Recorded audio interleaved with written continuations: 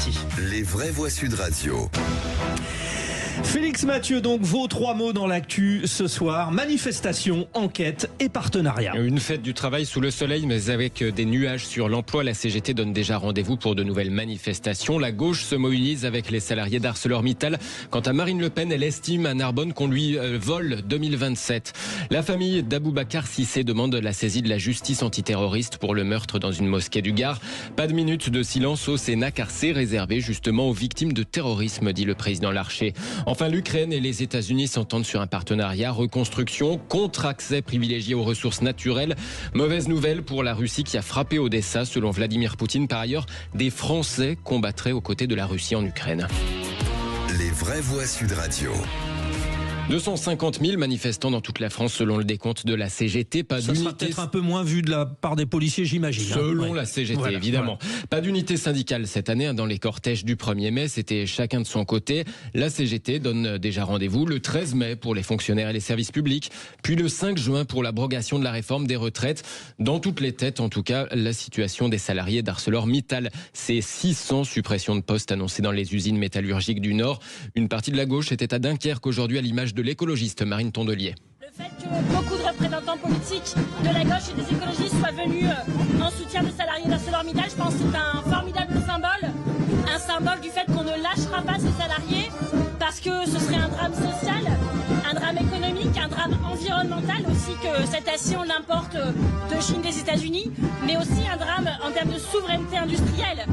Marine Tondelier à Dunkerque aux côtés des salariés d'ArcelorMittal. C'est pas facile de parler sur une musique. Sur l'international en l'occurrence, au micro de l'AFP.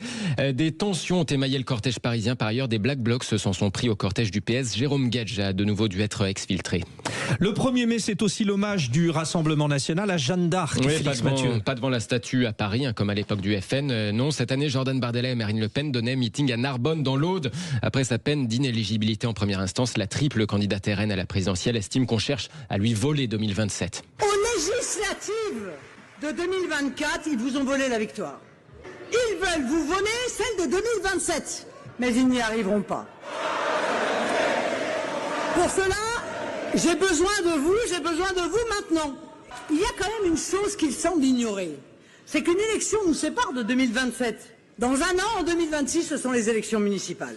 Ce sont elles qui vous donneront l'occasion de vous lever contre leur entreprise de confiscation de la démocratie pour la reprendre en main au plus près de chez vous. Marine Le Pen, c'était tout à l'heure cet après-midi à Narbonne. Deuxième mot, enquête. La famille d'Aboubacar Cissé demande la saisie de la justice antiterroriste. Après le meurtre au couteau dans une mosquée de la Grand-Combe dans le Gard la semaine dernière, les avocats de la famille du jeune Malien vont demander au parquet national antiterroriste de se saisir, révèlent aujourd'hui nos confrères du Parisien aujourd'hui en France. Pour le moment, l'incrimination retenue, c'est celle d'assassinat aggravé en raison de l'appartenance de la victime à une religion. Le conseil départemental du culte musulman des Bouches-du-Rhône, en tout cas, organise demain soir à 18h un rassemblement pacifique devant la préfecture. Objectif, alerter l'État sur l'islamophobie, explique le docteur Jamel Zakri à l'initiative de l'événement. Ce à quoi nous avons assisté dernièrement, c'est un crime horrible qui a eu lieu dans un lieu de culte, dans un lieu de prière. Une prière qui tourne à un assassinat, qui tourne à du terrorisme, il n'y a pas un autre nom à dire et à qualifier. Et nous sommes là pour dénoncer cela, pour que ça ne se répète plus. Là, le sentiment de peur gagne. Meurtre, le président Larcher indique que le Sénat n'observe ce type d'hommage que pour la mort de sénateurs ou justement en cas d'attentat qualifié de terroriste. Petite réaction, Philippe Bilger ? Je suis totalement d'accord avec la qualification qui a été choisie, d'autant plus que l'auteur de l'assassinat indiquait très clairement qu'il rêvait d'être un tueur en série. Il ne met en avant aucune finalité terroriste. D'accord ou pas, Tom Conan ? J'ai rien contre Gérard Larcher spécialement, mais je trouve que c'est quand même, ça n'aurait pas coûté grand-chose de faire une minute de silence. Enfin, je veux dire, ces messieurs sénateurs sont pas trop fatigués. C'est le contraire, Tom. C'est du courage de leur part. Ah ouais, j'ai pas l'impression, non. Je pense que dans le contexte quand même, qui est quand même très très grave, avec l'islamophobie effectivement qui a mené à cet acte terrible, ça aurait été assez bienvenu effectivement de prendre position, même si c'est une exception à la règle. Emmanuel Abramovitch, avec cet esprit de synthèse qui vous caractérise. Je n'accepte pas que l'on dévoie ce qui est la récompense d'un sacrifice ou d'un succès.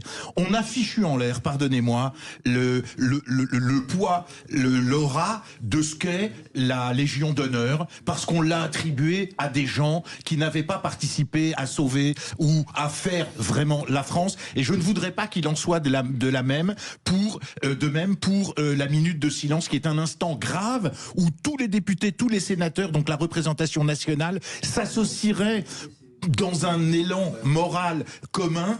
On ne peut pas donner ça à tout le monde. Et ce monsieur s'est fait assassiner.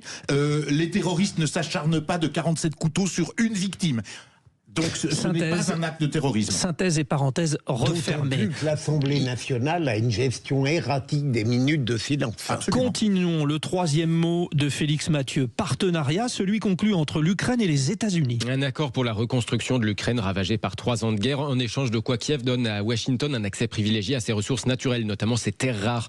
Mauvaise nouvelle pour la Russie. D'ailleurs, une frappe meurtrière sur Odessa a suivi de peu cette annonce. Quant à Vladimir Poutine, il affirme que des Français combattraient aux côtés de son armée en Ukraine. Certains citoyens de la République française combattent aux côtés de nos soldats dans la zone de l'opération militaire spéciale. Ils ont baptisé leur unité Normandie-Niémen, comme leurs grands-pères et leurs arrière-grands-pères avant eux. Voilà ce qu'affirme le président russe. Vous êtes totalement bilingue en plus, oui, Félix Mathieu. Rendons à ça à l'AFP ce qui lui appartient. Et nous offre une traduction. On va voir si ça annonce une nouvelle volte de Donald Trump. Tout cela est malheureusement, je dirais, passionnant. Et donc les Français, pardon ? Ah non, oui, il faut y aller, Emmanuel, là. Alors je fais très vite. Les Français sont en guerre entre eux, parce qu'il y a des Français aussi dans les troupes ukrainiennes. Maintenant, on apprend qu'il y en a avec les Russes. Donc les Français, c'est vite dit. Il peut y avoir une quinzaine de personnes. Enfin, le général ne sont pas. Bon, alors, dans un instant, le grand